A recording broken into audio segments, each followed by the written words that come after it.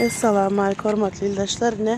Yine bir saniye 56 ekavatorumuzu şu anda Kipr'dan zakaz ettiler. Bizi Türkmenistan'dan Kipr'a gidecek. Hazır ne iş edip görközüm. Assalam. Tamam. Ha şunu çok görközeli.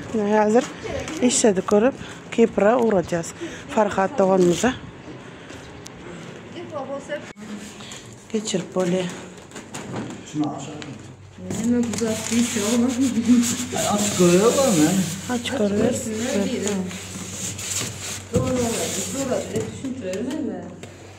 Dokuvar ekin şöyle.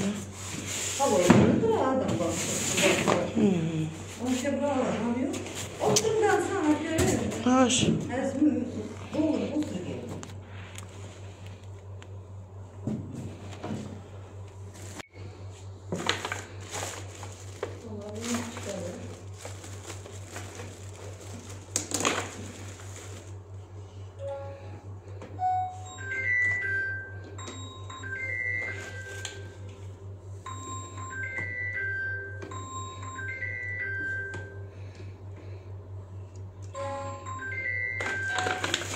Bedenen kadar düz tamam böyle mi bu ya? Ağırdan da olmadan kelte oluyor da. Bedene hoş ya. Böyle küçük hoşları. Çoğuş var zaten. İn 9 saat olsa asam arasına atacaksın. Şimdi bunu şuna burnab al gitse bulmuyor mu? Hava hoş oynaya burnab versin en son karab kalan. Al gidiverin yolu. Onu da baran sağım. Ha devul ve devulmez. Skoca var, götürür yani. Ordurum edil deme yolda. Orada götürük skoca ilavelap tutkucu deyip nemesi. Yani kitaba içinde su neme spreyleri. Su koymalı.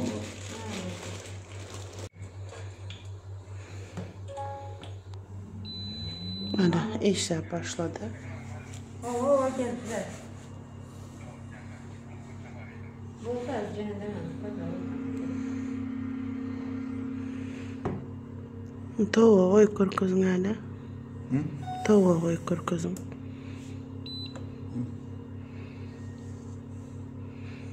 Daha çıkan aynı ne mi? Güce çıkarır mı? O yukarısındaki ışık ne uzisi. Yumurtkanı koyup görüyorsun yankı ışığı. Yumurtkanın içinde damar olsa jal çıkacaktı. Ne işledi? Ne sivetsin? Nesip olsa amaca varsın Kipra'da. Sen sağman barım.